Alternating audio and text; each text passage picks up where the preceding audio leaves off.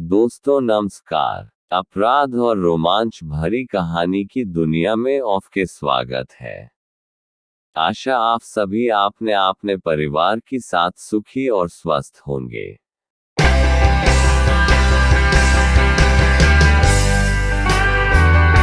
संदेह के सांप का जहर।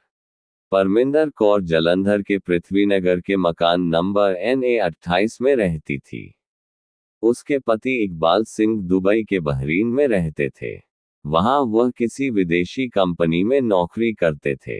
उसकी दो बेटियां थीं, बड़ी 30 वर्षीय कमलप्रीत कौर और छोटी 26 वर्षीय रंजीत कौर।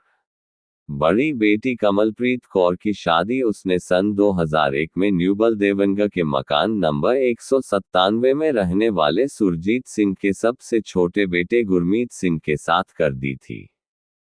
रंजीत कौर की अभी शादी नहीं हुई थी। वह जालंधर के पटेल अस्पताल में स्टाफ नर्स थी और मां के साथ रहती थी। कमलप्रीत कौर के पति की मौत हो चुकी थी। वह अपनी दो बेटियों 12 वर्षीय खुशप्रीत कौर और 10 वर्षीय राजवीर कौर के साथ ससुराल में रहती थी। 4 मार्च 2014 की दोपहर 2 बजे के लगभग कमलप्रीत कौर अपनी मैरून कलर की एक्टिवा स्कूटर से गई तो लौटकर नहीं आई। जब इस बात की जानकारी परमिंदर को हुई तो उसने बेटी को फोन किया। कमलप्रीत के पास 2 फोन थे। दोनों ही फोनों की घंटी बजती रही, लेकिन फोन उठा नहीं। इसके बाद रात को दोनों फोन बंद हो गए। अगले दिन सवेरा होते ही परमिंदर कौर बेटी की तलाश में निकल पड़ी। उसने नाते रिश्तेदार, जान पहचान वालों के यहाँ ही नहीं, हर उन संभावित जगहों पर बेटी को तलाशा जहां उसके मिलने की संभावना थी। लेकिन कमलप्रीत का कहीं पता नहीं चला। कमलप्रीत का कहीं कुछ पता नहीं चला तो परमिंदर कौर ने जालंधर के थाना डिवीजन नंबर 8 में उसकी गुमशुदगी दर्ज करा दी। कमलप्रीत के ढूंढने की जिम्मेदारी ड्यूटी पर तैनात ASI अजमेर सिंह को सौंपी गई। ये 4 और 5 अप्रैल 2014 के मध्यरात्रि की बात है। ASI अजमेर सिंह ने लापता कमलप्रीत कौर का हुलिया और उसकी स्कूटर का नंबर वायरलेस द्वारा प्रसारित करवा दिया। इसके अलावा जिले के सभी थानों को सूचना देकर कमलप्रीत कौर की तलाश में मदद मांगी। अगले दिन मुखबिरों को भी कमलप्रीत कौर के फोटो देकर उसके बारे में पता लगाने को कहा गया। लेकिन इस सब का कोई नतीजा नहीं निकला। चूंकि बीती रात से ही कमलप्रीत के दोनों फोन बंद थे, इसलिए ASI अजमेर सिंह ने कमलप्रीत के दोनों फोनों के नंबर एक सिपाही को देकर ड्यूटी लगा दी थी कि वह लगातार दोनों नंबरों पर फोन करता रहे। उस सिपाही की मेहनत रंग लाए और शाम को कमलप्रीत के एक फोन की घंटी बज उठी। उसने यह बात ASI अजमेर सिंह को बताई तो उन्होंने अपने मोबाइल से कमलप्रीत के उस नंबर पर फोन मिला दिया तो इस बार फोन रिसीव कर लिया गया। फोन रिसीव करने वाले का नाम सुरेंद्र था। उससे कमलप्रीत कौर के बारे में पूछा गया तो उसने कहा, मैं किसी कमलप्रीत कौर को नहीं जानता। ये फोन भी मेरा नहीं है। मैं बस से जालंधर से फगवाड़ा जा रहा था तो बस में सीट के नीचे से मुझे ये फोन मिला था। कमलप्रीत का फोन लावारिस हालत में बस में मिला, ये बात ASI अजमेर सिंह की समझ में नहीं आई। अपना परिचय देते हुए उन्होंने सुरेंद्र को फोन के साथ थाने बुला लिया। थाने आकर भी सुरेंद्र ने वही सब बताया जो उसने फोन पर बताया था। अजमेर सिंह ने सुरेंद्र से फोन लेकर जमा कर लिया। पूछताछ में उन्हें लगा कि सुरेंद्र सच बोल रहा है तो उन्होंने उसे जाने दिया। शाम को सारी बातें अजमेर सिंह ने थाना प्रभारी इंस्पेक्टर विमलकांत को बताई तो उन्होंने उनकी मदद के लिए उनके नेतृत्व में एक टीम बना दी। यह पुलिस टीम लगातार 2 दिनों तक कमलप्रीत कौर की तलाश करती रही, लेकिन कहीं से भी कोई सुराग नहीं मिला। 6 मार्च को कमलप्रीत की बहन रंजीत कौर ने थाना प्रभारी विमलकांत को फोन करके बताया, सर, मुझे संदेह है कि मेरी बहन कमलप्रीत कौर के गायब होने के पीछे उसके जेठ महेंद्र सिंह का हाथ है, क्योंकि वह मेरी बहन से दुश्मनी रखता था। मुझे पूरा विश्वास है कि उसी ने मेरी बहन को अगवा कर कहीं छिपा दिया है या फिर उसकी हत्या कर दी है।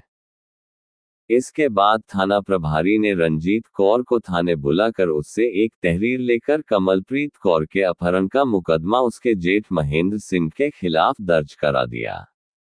महेंद्र सिंह गांव बलीना दोआबा के गुरुद्वारा भगतराम में मुख्य ग्रंथी था। ये गुरुद्वारा साहिब गांव वालों के अधीन था। गांव वाले उसे पाठारदास व गुरुद्वारा की सेवा के लिए 4,000 रुपये मासिक वेतन देते थे। महेंद्र सिंह के रहने और खाने की भी व्यवस्था गुरुद्वारा साहिब की ओर से थी। इंस्पेक्टर विमलकांत सीधे उस पर हाथ नहीं डालना चाहते थे, इसलिए वह उसके बारे में पूरी जानकारी जुटाने लगे। इस छानबीन में पता चला कि 4 भाइयों में महेंद्र सिंह दूसरे नंबर पर था, जबकि कमलप्रीत का पति गुरमीत सिंह चौथे नंबर पर सबसे छोटा था। लगभग 25 साल पहले महेंद्र सिंह का विवाह हुआ था। उसके 3 बच्चों में 2 बेटे और 1 बेटी थी। लगभग 10 साल पहले किन्हीं कारणों से उसकी पत्नी उसे छोड़कर चली गई थी।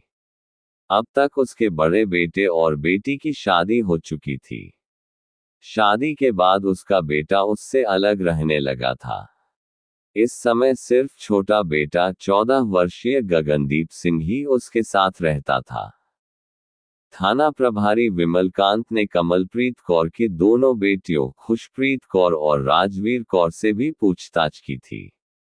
उन्होंने बताया था कि उस दिन उनकी मां दोपहर 2 बजे के आसपास ताऊ महेंद्र सिंह के बेटे गगनदीप के साथ अपनी स्कूटर से गई थी। जाते समय उन्होंने कहा था कि वह ताऊ से पैसे लेने जा रही है।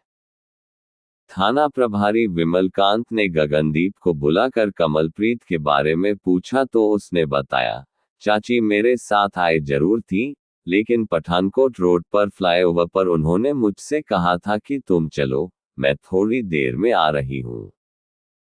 थाना प्रभारी विमलकांत गगनदीप से पूछताछ कर ही रहे थे कि रंजीत कौर ने थाने आकर अपना फोन दिखाते हुए कहा, सर, 4 मार्च को मेरे फोन पर कमलप्रीत का ये मैसेज आया था, जिसे मैंने आज पढ़ा है। देखिए सर, इसमें उसने क्या लिखा है। थाना प्रभारी विमलकांत ने रंजीत का फोन लेकर वह मैसेज पढ़ा।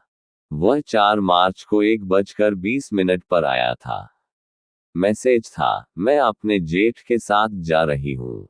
मुझे कोई प्रॉब्लम आए तो फौरन फोन उठा लेना। अब तक की तफ्तीश से महेंद्र सिंह वैसे ही शक के घेरे में आ गया था। इस मैसेज से स्पष्ट हो गया कि कमलप्रीत कौर के लापता होने के पीछे किसी न किसी रूप में ग्रंथी महेंद्र सिंह का ही हाथ है। अब समय बेकार करना ठीक नहीं था, इसलिए थाना प्रभारी ने तुरंत उसके घर छापा मार दिया, लेकिन वह घर पर नहीं मिला। थाना प्रभारी ने महेंद्र सिंह के पीछे मुखबिरों को लगा दिया। इसके बाद उन्हीं की सूचना पर 7 मार्च को पठानकोट रोड चौक पर नाका लगाकर उसे गिरफ्तार कर लिया गया। थाने लाकर उससे पूछताछ शुरू हुई तो उसने जल्दी ही स्वीकार कर लिया कि उसी ने कमलप्रीत की हत्या कर दी है। लाश के बारे में पूछा गया तो उसने बताया कि कमलप्रीत की लाश को उसने गुरुद्वारा साहिब के सीवर में फेंक दी है। महेंद्र के अपना अपराध स्वीकार कर लेने के बाद इंस्पेक्टर विमलकांत ने तुरंत इस बात की सूचना एडीसीपी प्रथम नरेश डोगरा तथा एसीपी सतीश मल्होत्रा को दे दी थी। अधिकारियों की उपस्थिति में अभियुक्त ग्रंथी महेंद्र सिंह की निशानदेही पर गुरुद्वारा भगतराम के सीवर पाइप से मृतका कमलप्रीत कौर की लाश बरामद कर ली गई। लाश केवल अंदर के कपड़ों यानी ब्रा पैंटी में थी। इससे लोगों को लगा कि हत्या से पहले मृतका के साथ दुष्कर्म किया गया था। इंस्पेक्टर विमलकांत ने लाश को पोस्टमार्टम के लिए सरकारी अस्पताल भिजवा दिया और थाने आकर कमलप्रीत के अपहरण के मुकदमे के साथ हत्या और लाश को खुर्द-बुर्द करने की धाराएं जोड़ दी। अगले दिन यानी 8 मार्च को जेएमआईसी सिमरन सिंह की अदालत में महेंद्र सिंह को पेश करके पूछताछ के लिए पुलिस रिमांड पर ले लिया गया। रिमांड के दौरान की गई पूछताछ में महेंद्र ने जो बताया वह इस प्रकार था। महेंद्र सिंह ने पुलिस को बताया था कि उसने छोटे भाई की पत्नी कमलप्रीत की हत्या इसलिए की है क्योंकि उसने उसके भाई गुरमीत सिंह की हत्या की थी। उसके प्रिंस और सत्ती से अवैध संबंध थे, इसी वजह से उसने गुरमीत को जहर देकर मार दिया था। महेंद्र सिंह के बताए अनुसार गुरमीत तंदुरुस्त और अच्छा खासा नौजवान था।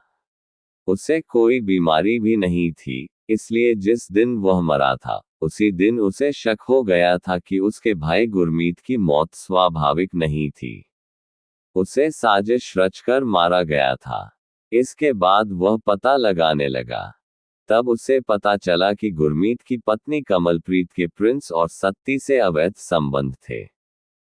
इसके बाद महेंद्र सिंह कमलप्रीत पर नजर रखने लगा। इसी साल जनवरी के दूसरे सप्ताह में एक रात उसने एक सपना देखा।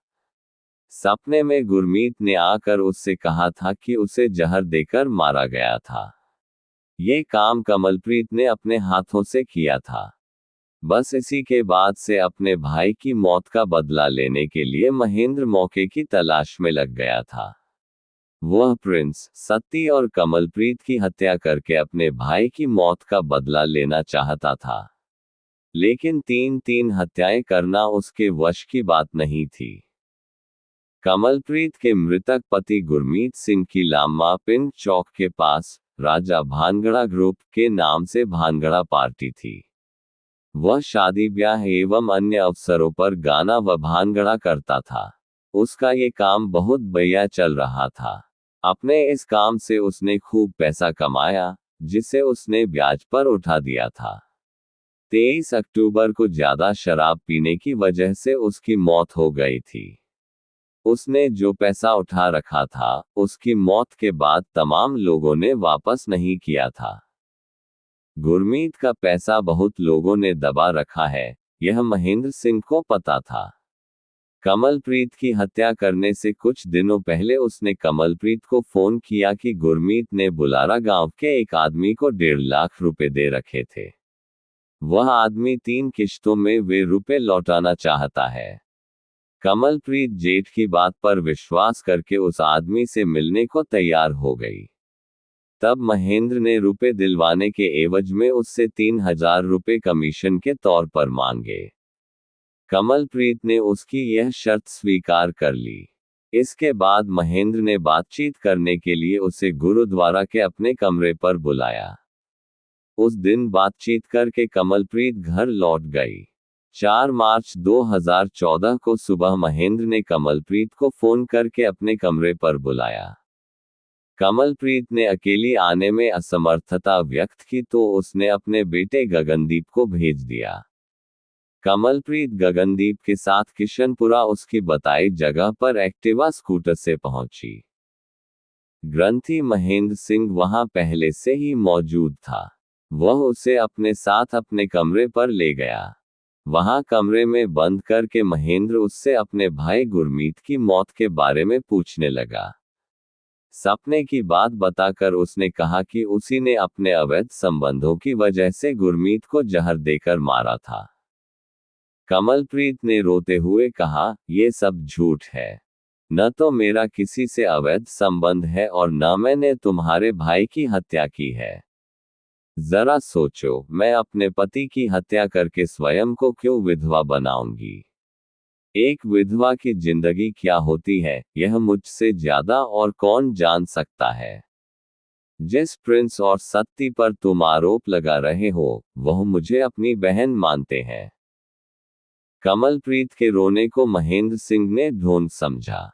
उसने उसे डांटते हुए जान से मारने की धमकी दी तो कमलप्रीत डर गई और पति की हत्या की बात स्वीकार कर ली। इसके बाद उसने एक कागज देकर गुरमीत को जहर देकर मारने की बात लिखने को कहा। कमलप्रीत ने सोचा, लिख कर देने से वह उसका पीछा छोड़ देगा, इसलिए उसने लिख दिया, प्रिंस, सत्ती और मैंने गुरमीत को शराब में सल्फास की गोलियां मिलाकर पिला दी थी, जिससे उसकी मौत हो गई थी। दरअसल उस समय महेंद्र के सिर पर खून सवार था।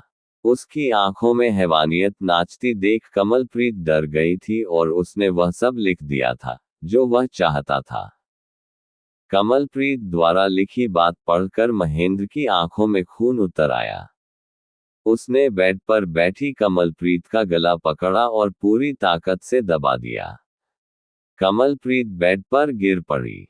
वह जिंदा न रह जाए, इसके लिए उसने उसके गले में पड़ी चुन्नी को लपेटकर पूरी ताकत से कस दिया।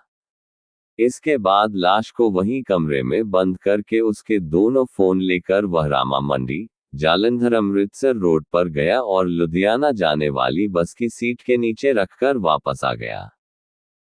इसके बाद कमलप्रीत का स्कूटर ले जाकर उसने जालंधर कैंट के रेलवे स्टेशन की पार्किंग में खड़ा कर दिया। स्टेशन से लौटते लौटते रात के 8 बज चुके थे। अब उसे लाश को ठिकाने लगाना था। लाश को ठिकाने लगाने से पहले उसने कमलप्रीत की सलवार कमीज को कैंची से काटकर शरीर से अलग कर दिया। उन कपड़ों को जलाकर उसने उसकी राख को ले जाकर जेहला गांव के निकट गुरुद्वारे के पास खेतों में फेंक दिया, ताकि कोई सबूत न रहे। उसके कमरे पर आते आते गांव में सन्नाटा पसर चुका था। उसने कमलप्रीत की लाश उठाए और गुरुद्वारा में बने सीवर में डाल दिया। इस तरह से कमलप्रीत की हत्या करके उसने सारे सबूत मिटा दिए। लेकिन उसने कुछ ऐसी गलतियां कर दी थीं, जिसकी वजह से वह पुलिस गिरफ्त में आ गया था। महेंद्र से पूछताछ के बाद इंस्पेक्टर विमलकांत ने प्रिंस और सत्ती को थाने बुलाकर पूछताछ की। उनका कहना था कि वे कमलप्रीत को अपनी बहन मानते थे और भाई की तरह उसके छोटे मोटे काम कर दिया करते थे। मृतका कमलप्रीत की मां और बहन तथा पड़ोसियों ने भी उनकी बात को सच बताया। थाना प्रभारी ने एक बार फिर महेंद्र से पूछताछ की तो इस बार उसने कमलप्रीत की हत्या की जो कहानी बताई, वह कुछ और ही निकली। दरअसल मृतक गुरमीत का काम धंधा बहुत अच्छा चल रहा था, जिससे महेंद्र उससे जलता था। गुरमीत का पृथ्वीनगर में एक मकान था जो काफी कीमती था। महेंद्र उसे हथियाना चाहता था, इसीलिए उसने कमलप्रीत के प्रिंस और सत्ती से अवैध संबंधों की बात फैलाकर कमलप्रीत की हत्या कर दी, ताकि उस मकान को वह हासिल कर सके। इंस्पेक्टर विमलकांत ने महेंद्र की निशानदेही पर कमलप्रीत की एक्टिवा स्कूटर, मोबाइल फोन और वह कैंची भी बरामद कर ली थी, जिससे उसने उसके कपड़े काटे थे। तमाम पुलिस कार्रवाई पूरी करके महेंद्र सिंह को एक बार फिर 10 मार्च 2014 को अदालत में पेश किया गया, जहां से उसे न्यायिक हिरासत में भेज दिया गया। मृतका कमलप्रीत कौर की दोनों बेटियां खुशप्रीत कौर और राजवीर कौर अपनी मौसी रंजीत कौर के पास रह रही थीं। तो दोस्तों, ये थी आज की कहानी। आशा कहानी आप लोगों को पसंद आई होगी। मेरा रिक्वेस्ट है कि प्लीज मेरा चैनल को सब्सक्राइब कर दे ताकि ऐसी रोमांचक कहानी मैं आप तक पहुंचा सकूं। Thank you.